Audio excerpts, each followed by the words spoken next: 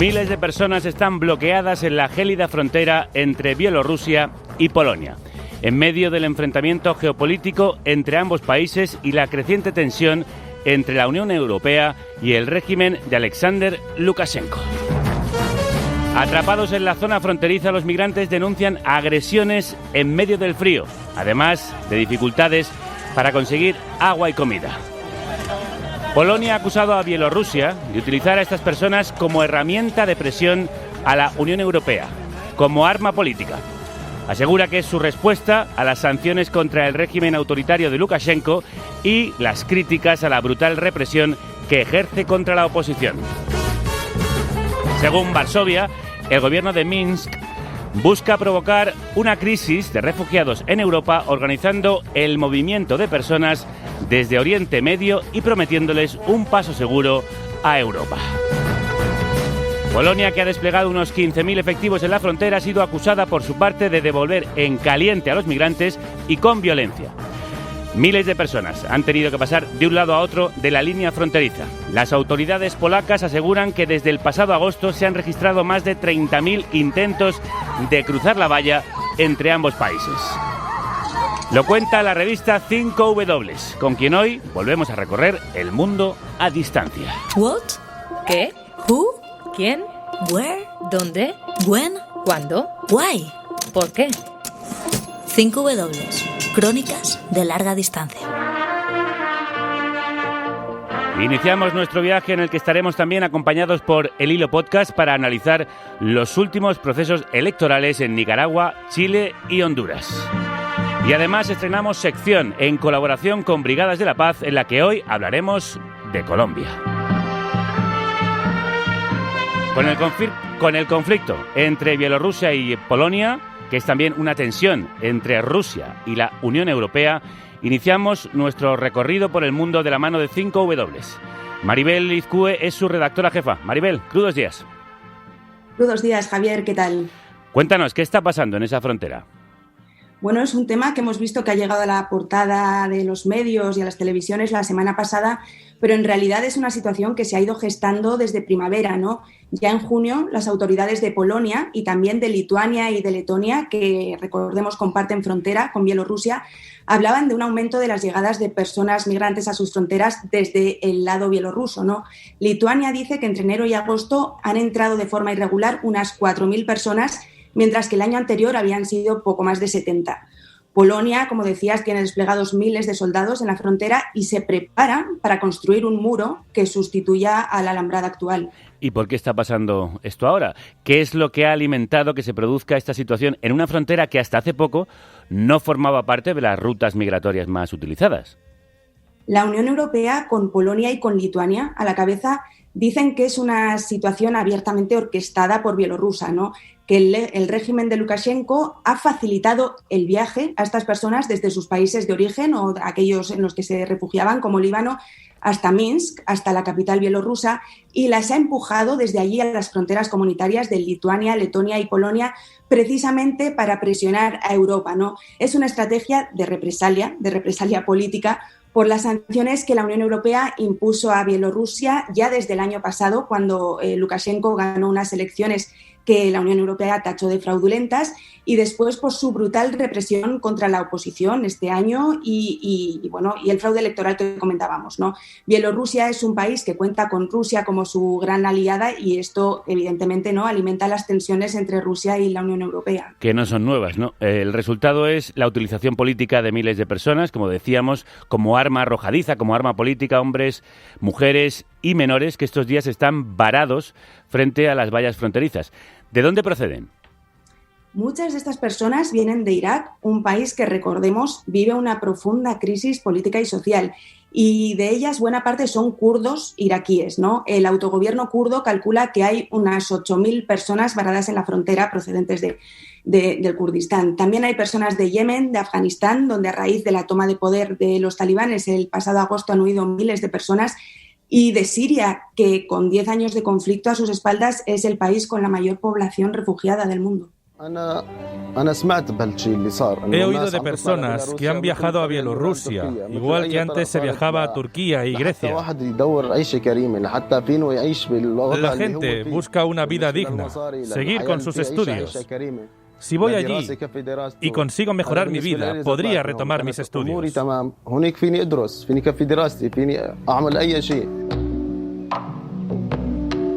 Escuchábamos a Ibrahim, refugiado sirio en Líbano, en un testimonio recogido en el corto documental Visa to Nowhere, visado a ninguna parte.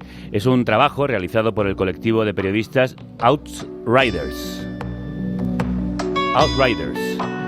Durante 9 días, 10 periodistas de este colectivo en 7 países recogieron testimonios de la ruta migratoria vía Bielorrusia, en Líbano, Polonia, Lituania, Alemania, Emiratos Árabes Unidos y Turquía.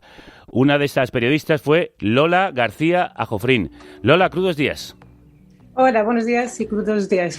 Sí, este documental sirve para poner contexto y entender cómo se ha llegado a una situación que ha acaparado la atención mediática ahora, pero que ya se estaba gestando en los últimos meses, como nos contaba Maribel. Lo tituláis Visado a ninguna parte. ¿Por qué este título? ¿Qué cuenta el documental? Bueno, primero porque realmente esta gente viaja con un visado de turista y se les promete una entrada a Europa que la mayoría no va a tener. Lo que cuenta el documental, nosotros lo hicimos a mediados de octubre, cuando en Polonia ya sí se hablaba de este tema, porque desde agosto se habían producido varios intentos de cruzar la frontera ilegal, tanto de Bielorrusia a Polonia como a Lituania. De hecho, en agosto ya había unas 4.000 personas que habían intentado entrar en Lituania. Y lo que hacemos nosotros es recrear esa ruta, no quedarnos en qué está pasando en las fronteras, sino quiénes son estas personas que vienen, por qué vienen, cómo vienen. Así que en mi caso viajé a Líbano para conocer a algunos de los refugiados que estaban intentando o estaban organizando su viaje. También grabamos en una agencia de viajes para saber cómo era el proceso, que la verdad es bastante sencillo. Y luego otros compañeros volaron a Minsk, hicieron la noche en Minsk, en el aeropuerto, volaron de Dubái a Minsk, de Estambul a Minsk, luego estuvieron en Alemania y en Lituania, y luego en Polonia, en la frontera. Tú, como decías, Lola, estuviste recogiendo testimonios en Líbano, un país que acoge a cientos de miles de refugiados sirios, ¿no? Escuchábamos antes, de hecho, a Ibrahim, que vive en un campo de refugiados en el Valle de la Bekaa. ¿Qué te encontraste allí? Bueno, pues es una situación dramática, ¿no? Porque son personas que hace 10 años salieron de una guerra pensando que iba a ser algo temporal. Entonces llevan viviendo una década en esos asentamientos temporales. La mayoría de ellos no trabaja, la mitad de los niños no están en el colegio. Entonces nos estamos encontrando que es una generación que se está haciendo adulta y que no sabe leer ni escribir. Yo cuando estaba haciendo una de las entrevistas, había una de las niñas que miraba mucho mi cuaderno y en un principio estaba pensando, a lo mejor es que está mirando lo que escribo, y luego el padre se dio cuenta y dice, ¿la ves ahí? No sabe escribir. Entonces son situaciones dramáticas. De personas que realmente llevan 10 años así. Sí, conocen a alguien que ha hecho esta ruta, que además, otra cosa que yo creo que es llamativa, muchos son jóvenes y están viajando con niños. ¿Por qué? Porque parece algo mucho más sencillo que montarse en un barco. A mí me decían, es que realmente en Siria no tenemos este tipo de bosques. Entonces, tú a alguien le dices que lo que tienes que hacer es cruzar un bosque, y dicen, bueno, pues 2 o 3 días caminando y ya está. Parece algo mucho más sencillo, porque se va a una agencia de viajes, se va en avión, se va a un hotel y luego simplemente cruzar un bosque. Entonces, bueno, pues sí. No, termina. No, por eso digo que hablamos de una situación dramática de gente que realmente te dice que no tiene nada que perder. Hablemos de esas agencias de viajes que mencionabas. No solo en Líbano, sino también en otros países existen. Y dices que es bastante fácil organizar estos viajes. ¿Hay acuerdos o una complicidad entre el gobierno bielorruso y estas agencias de viaje? Claro, eso es algo que no es tan común, ¿no? Viajar de repente de Oriente Medio a Minsk de vacaciones. Y hay bastantes agencias, las hay en Irak, las hay en Líbano, las hay en muchos sitios. Y lo que nosotros vimos, que realmente cuando llegas ahí dices ¿qué necesitamos? Te dicen el pasaporte y 2 fotos y el dinero. Entonces, claro que aquí hay gente lucrándose con todo esto. porque además son visados muy costosos. En el caso en el que nosotros grabamos son $1.300 por el visado. Hablamos de gente que está reuniendo todos los ahorros de su familia y de sus familias en Europa para intentarlo. Entonces, sí, claro. Luego aerolíneas, pues otra cosa que a mí me llamó la atención. Llegas a Estambul, tú miras dónde está tu vuelo y Minsk, Laskol, hay 3, 4, tampoco es tan común, ¿no? Ir de Estambul a Bielorrusia todos los días. Entonces, bueno, supongo que aquí hay mucha gente beneficiándose de la ilusión de familias. En el documental también mostráis cómo cuando llegan a Bielorrusia se encuentran con que la llegada hasta la propia frontera con Polonia se la facilitan las autoridades. Los soldados nos ayudaron. ¿Os ayudaron? ¿Qué hicieron? Nos enseñaron el camino, cómo llegar a Polonia. Ok, ¿los soldados bielorrusos se portaron bien con vosotros? Sí, bien, no nos hicieron nada, porque vieron que había niños con nosotros. Hablan personas procedentes de Irak, entrevistadas por el equipo de Outriders, después de su llegada a Alemania. Estas personas lo consiguieron, pero hay otras muchas que no. ¿Qué ocurre con estos migrantes cuando son rechazados en la frontera y enviados de vuelta a Bielorrusia? ¿Os encontrasteis algún caso? Claro, está pasando también de gente que es varias veces intenta entrar a Polonia, es expulsada, vuelven a intentarlo. De hecho, no sé si recordáis, ya en agosto, el 19 de agosto, Amnistía Internacional denunció a Polonia por el caso de 32 afganos que habían sido devueltos de manera ilegal. Entonces, eso ya se estaba produciendo. Claro, ahora estamos hablando de que hace mucho más frío, que la situación ya no es la misma de estar en el bosque, que va pasando el tiempo. Y bueno, pues es que es gente que además es que no tienen dónde regresar. Entonces, si no se da una solución, lo van a seguir intentando. Lola, en el colectivo Outriders estáis recopilando información sobre las personas que han fallecido hasta ahora, ¿no?, en la frontera entre Bielorrusia y Polonia. Lo contabas en un tuit en el que detallabas sus edades, lo que habéis comprobado hasta ahora, ¿no? 6 personas de entre 14 y 24 años, varios de 20 y pico, una mujer de 39. Esto está pasando lejos de las cámaras. ¿Por qué? ¿Con qué os estáis encontrando a la hora de documentar la situación? Pues que es gente muy joven. Mirando los datos, empiezas a ver pues, que el primer fallecido tiene 14 años, 15 años, 17 años, 19 años. Y eso está ocurriendo en Europa. Entonces, se habla poco del tema también porque cuando hablas con las organizaciones no se sabe si todos los datos que tienen son todas las personas que han fallecido, porque ellos conocen estas cifras porque son los cuerpos que han encontrado, pero posiblemente vamos a ver en las próximas semanas que hay más. Pero bueno, pues lo dramático es que hay niños muriendo en Europa. Esa es la realidad, en la frontera de Europa. De 14, 15, 19. La mayor de momento de los datos que tenemos tiene 39 años. Sí, hay gente muriendo cada día por el frío, las temperaturas son espantosas, también lo es la represión que están sufriendo quienes están en ese borde, en esa frontera. ¿Se veía venir esta emergencia humanitaria? ¿Se podían haber tomado medidas para evitarla, Lola?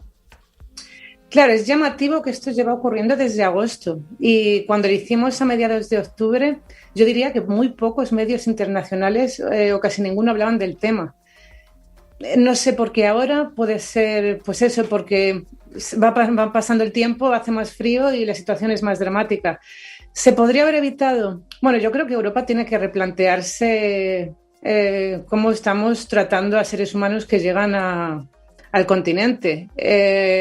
Porque no es la primera vez que pasa. Ahora pasa con Bielorrusia, pero es que ha pasado con Turquía, es que ha pasado con Libia, ha pasado con Marruecos.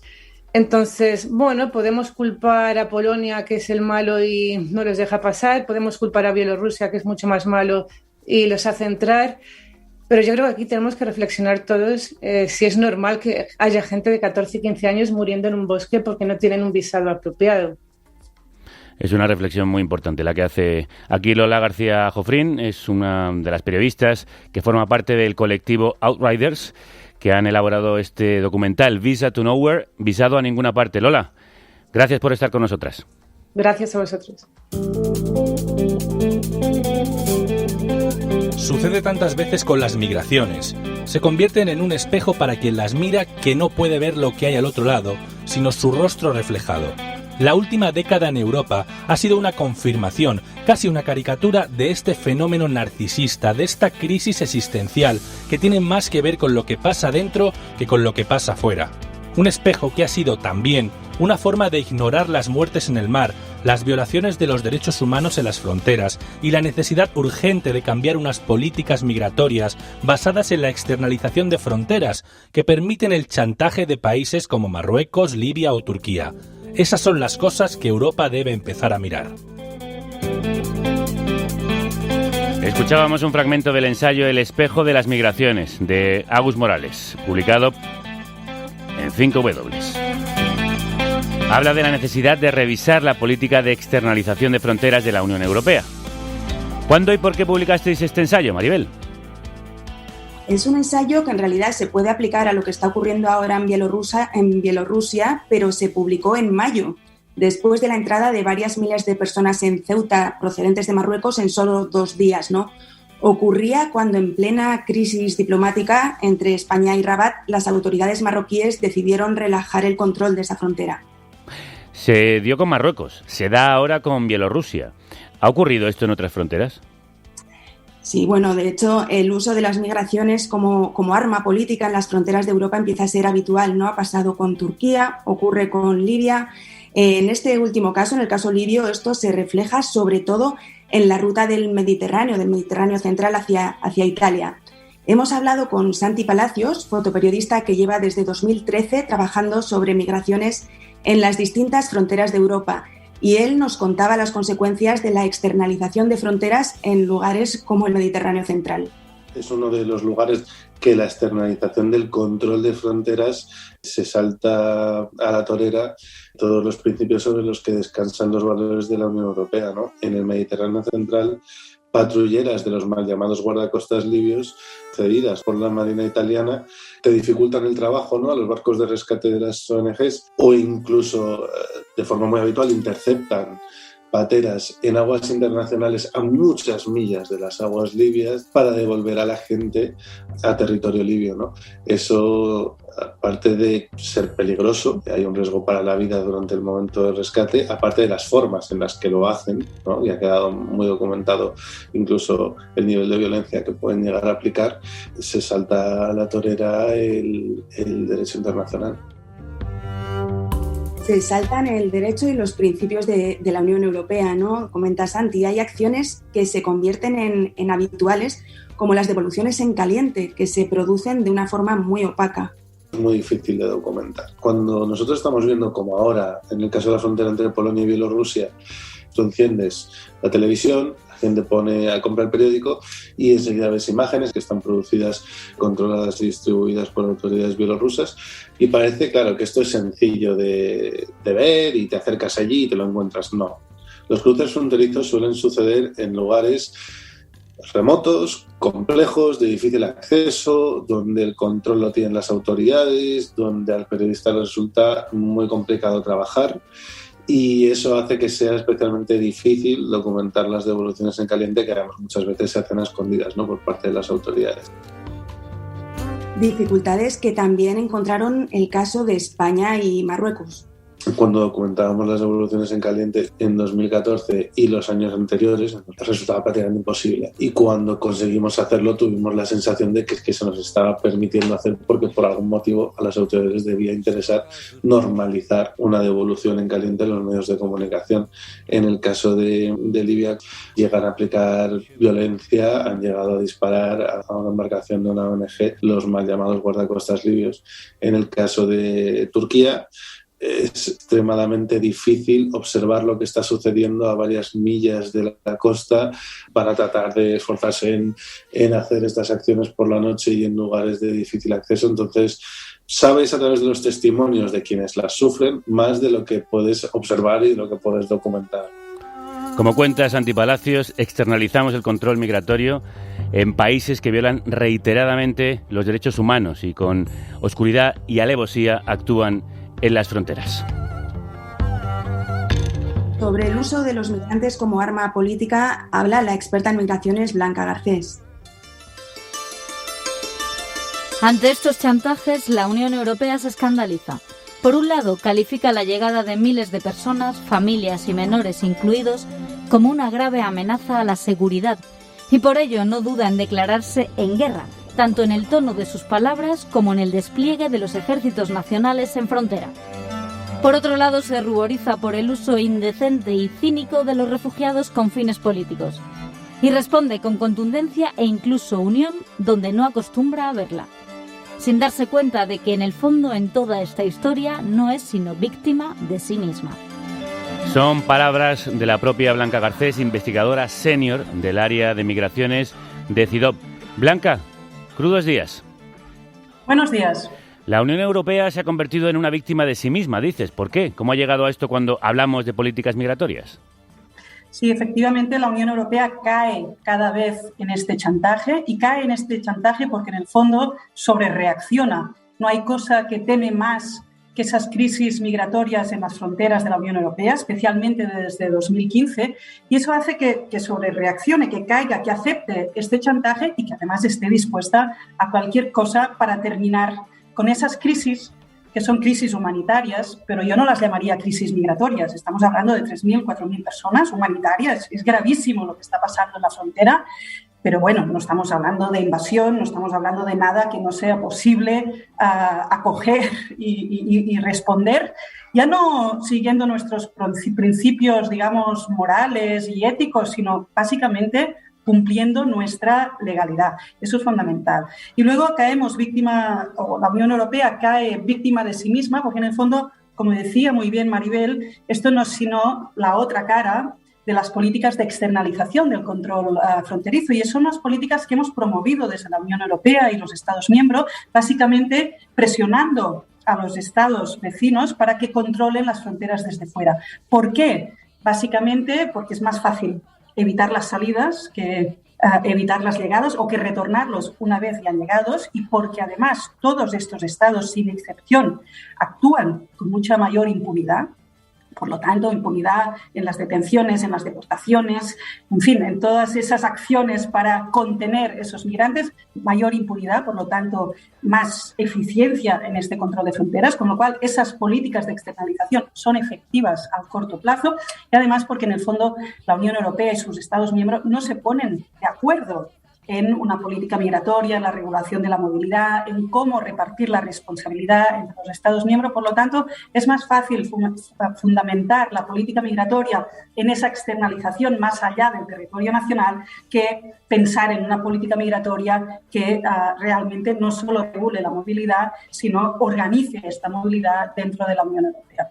Y así es como aceptamos algo gravísimo, que es la vulneración de los derechos fundamentales y de nuestra propia legalidad en las fronteras europeas. Y no solo es el caso de Polonia, que, como decía Maribel, podría ser el malo de la película. No, esta vulneración de los derechos fundamentales lo hemos visto en cada espacio de esta frontera, en las islas griegas, en el río Ebros, frontera greco-turca, en Ceuta, en las Canarias, devoluciones en caliente, que, repito, son una ilegalidad. No estamos manteniendo nuestros propios procedimientos legales, con lo cual eso debemos denunciarlo y debemos pensar además cuál sería la alternativa de todo ello. Sí, Blanca, lo comentabas ahora que, bueno, algunos medios hablan de crisis migratoria para referirse a esto que está ocurriendo en Bielorrusia cuando estamos hablando de cifras de algunos miles de personas, ¿no? Que son cifras puestas en perspectiva bajísimas, que no tienen nada que ver con lo que sería en realidad una crisis migratoria, ¿no? El por qué esta terminología, ¿a quién interesa utilizar estos términos? Eso es fundamental. De hecho, para que haya chantaje tiene que haber una escenificación de la crisis, ¿no? Y ahí es donde los medios de comunicación también juegan un papel. Sin esta escenificación, sin esta sensación de crisis, no hay chantaje posible. Y esto es lo que vemos en cada una de estas crisis no migratorias en esa frontera, fruto de este chantaje por parte de los estados vecinos. Y efectivamente yo creo que el interés es doble por parte de estos estados para hacer efectivo y eficiente este chantaje. Y desde la Unión Europea realmente esta aceptación de la crisis, porque de hecho lo que vemos es que los números cada vez son más reducidos. Pensemos, por ejemplo, en la crisis de recepción de 2015, hablábamos de más de 1 millón, ahora estamos hablando de pocos miles. De hecho, la propia Comisión Europea aceptaba en uno de sus documentos que las entradas irregulares en la Unión Europea ya no son un problema. Estamos hablando de una Unión Europea de 500 millones de habitantes. Estamos hablando de 132.000 entradas al año, cuando entran más de 2 millones vía los aeropuertos. ¿Por qué? Bueno, yo creo que en parte es para conseguir una cierta unidad. En el caso de Polonia también es clarísimo, ¿no?, que el régimen polaco está usando también esta crisis para buscar consensos y apoyos por parte de la Unión Europea. Y yo creo que hay una cuestión fundamental. A veces reaccionamos también no solo por esos miedos a la inmigración, sino por el miedo a la extrema derecha. Y eso lo vimos muy claramente en Ceuta. Evitar la crisis, responder de inmediato, de forma además dura, con el ejército, con las devoluciones en calientes, para que la extrema derecha no hable de invasión. Pero respondiendo de esta manera, lo que estamos haciendo es construyendo este discurso de las migraciones, con lo cual, sin darnos cuenta, estamos allanando, sin darnos cuenta, y con el miedo a la extrema derecha, estamos allanando el camino a esa extrema derecha que usa esas crisis para en beneficio propio. Y en eso me temo que están contribuyendo mucho los medios de comunicación, que son los que repiten palabras como avalancha o invasión. Exacto, esa es la cuestión, cómo representamos esas migraciones. Y ya no solo, yo creo que hay dos grandes representaciones, la de invasión, la del migrante como invasor, normalmente un inmigrante masculino, peligroso, etcétera, etcétera, y luego también la representación del migrante como víctima. Cuando, de hecho, para que lleguen a la frontera europea tienen que haber pasado por muchos obstáculos, muchas situaciones realmente complicadas. Y en ese sentido han sido víctimas y vulnerabilizados en muchos momentos, pero también son agentes, están decidiendo, incluso cuando huyen de una situación de peligro.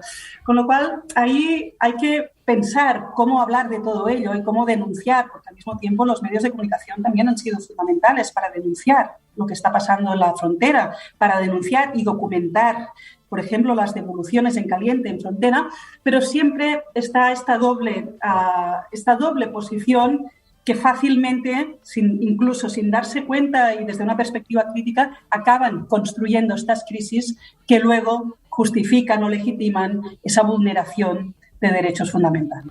Como decíamos, no es la primera vez en la que terceros países utilizan a las personas migrantes como instrumento de presión. En tu opinión, ¿qué diferencia este caso de otras situaciones como las causadas por Marruecos o Turquía? Para mí, fundamentalmente es lo mismo. Es este uso coercitivo, esta instrumentalización de la inmigración para inducir cambios y para obtener concesiones por parte de la Unión Europea. En ese sentido, el patrón es exactamente el mismo, pero en este caso yo diría que hay dos diferencias. En primer lugar, Bielorrusia no tenía refugiados migrantes que lanzar a las fronteras europeas, con lo cual los tuvo que ir a buscar en los países de origen y de tránsito. Esa es una diferencia. En el caso de Turquía eran refugiados que estaban ya en Turquía. En el caso de Marruecos mayoritariamente eran marroquíes, ciudadanos propios. Esa es una diferencia. Y luego que yo diría que hay otra diferencia, que es la geopolítica detrás de este caso. Ya no solo tenemos el régimen bielorruso, tenemos Rusia, tenemos la cuestión del gas, tenemos unas demandas poco claras. En el caso de Turquía estaba muy clara cuál era la demanda, en el caso de Marruecos también. En este caso, digamos, es mucho más complejo, con lo cual también es más complejo ponerle o responder, digamos, al chantaje y a las demandas que hay detrás. A ver si puedes explicarnos con sencillez esa complejidad. ¿Qué papel juega Rusia en su intención de desestabilizar a la Unión Europea y el problema del gas? Porque por ahí pasa uno de los conductos que trae el gas hacia Europa. Bueno, ahí me haces entrar en un terreno que no es el mío, el de la geopolítica y la situación en Rusia. Pero bueno, yo diría básicamente, aunque el gobierno ruso ha negado su participación en todo ello, pues obviamente ahí hay una relación clara con la cuestión del gas. Y por otro lado, hay una cuestión también directa del régimen bielorruso de respuesta, de represalia por las sanciones impuestas a la Unión Europea, con lo cual, en ese sentido, el gobierno bielorruso también está presionando para que la Unión Europea no se inmiscuya en sus asuntos internos, con lo cual es una mezcla de factores y de presiones y de demandas detrás de estas presiones. Sí, como dices, Blanca, es una situación en la que se mezclan muchos elementos diferentes, ¿no? Que a lo mejor la hace de una complejidad especial y lo complica aún más esto por esta alianza que tiene Rusia con Bielorrusia, que son los grandes aliados. El tema del gas, que bueno, allí cuando Lukashenko amenazó con este corte de gas, ¿no? Rusia ya salió diciendo, bueno, a ver, que tenemos un contrato firmado, el gas que circula por ahí es mi gas y esto no va a ser así, ¿no? Que aquí quizá entra también un poco el propio perfil de Lukashenko, ¿no? Y bueno, en cualquier caso, como decías también, el objetivo de esta situación en la que se mezclan muchos elementos es obtener de algún modo concesiones, ¿no? Por una parte, o reconocimientos de la Unión Europea, utilizando para esto a las personas como herramientas y fomentan una narrativa del miedo, ¿no? Entonces, volviendo a esto que comentabas antes, de la narrativa que utilizamos los medios, estamos realmente sin querer fomentando un discurso que es muy manipulable por la extrema derecha e incluso por los gobiernos, ¿no? Y en esto Polonia se ha metido de lleno. Polonia también está fomentando este discurso del miedo, ¿verdad? ¿Cuál debe ser la narrativa? ¿Qué podemos hacer los medios para cambiar un poco esta situación? Bueno, yo diría que tenéis un papel, por un lado, fundamental, pero por otro lado lleno de desafíos, ¿no? ¿Cómo evitar esta instrumentalización de vuestra cobertura mediática de lo que está pasando en la frontera? Pues yo diría que no cayendo en estos estereotipos ni de criminalización ni de victimización. Yo diría, haciendo esta crónica que hacéis vosotros en 5W, esta crónica detallada, fiel, dando voz. Y eso es fundamental, ¿no? Porque a menudo hablamos o hablan los medios de comunicación sobre inmigración sin dar voz a los propios migrantes, acercarse, a estar tiempo, intentar entender la situación, intentar entender, como hacéis muy bien vosotros, las historias que hay detrás y denunciar toda esta situación, porque de hecho, si bien es cierto que se escenifican esas crisis en la frontera y que en esta escenificación los medios son fundamentales, al mismo tiempo hay una parte muy grande de esta frontera que está a oscuras, que no hay escenificación alguna y donde pasan toda una serie de cosas con total impunidad. Y de hecho hablábamos de las devoluciones en caliente. Es cierto que hace años que pasan, que se dan esas devoluciones en caliente en frontera, aunque vulneran la propia legalidad de los Estados miembros. Pero hasta ahora, hasta hace un par de años, estas devoluciones en caliente acostumbraban a hacerse en plena noche, en momentos donde no había nadie, donde, digamos, no se podían documentar. Ahora ya ni eso. Las devoluciones en caliente en Grecia, en las islas griegas, están claramente documentadas. Las devoluciones en caliente, las primeras horas después de esos 2 días de entrada en Ceuta, están también documentadas. La televisión estaba ahí, está grabada. Con lo cual, ahí vemos cómo los estados actúan cada vez de forma más descarada, a cara descubierta, sin vergüenza alguna, con esa sensación ya de impunidad. Con lo cual, ahí, de nuevo, tenéis un papel fundamental para documentarlo, para denunciarlo, para explicarlo y, sobre todo, para humanizar a esos migrantes detrás de esas historias, ¿no? Esa es la cuestión. De hecho, la deshumanización es la base para legitimar esas políticas inhumanas, ese responder como si estuviéramos en guerra y como si los misiles fueran esos refugiados que están en la frontera. Para justificarlo ya nadie se inmuta, ¿no? Ante ello. Ayer pues les respondían con agua, con gases lacrimógenos. ¿Cómo es posible? Estamos hablando de personas, están en la frontera. Con lo cual yo creo que humanizando a esos migrantes ya hacéis mucho. Y ahí es la labor fundamental que estáis haciendo justamente desde 5W y ahí toda como siempre, mi admiración por ello. Una admiración que comparto. Blanca Garcés, investigadora senior del CIDOB, el Centro de Información y Documentación Internacionales de Barcelona, especializado en relaciones internacionales. Muchas gracias.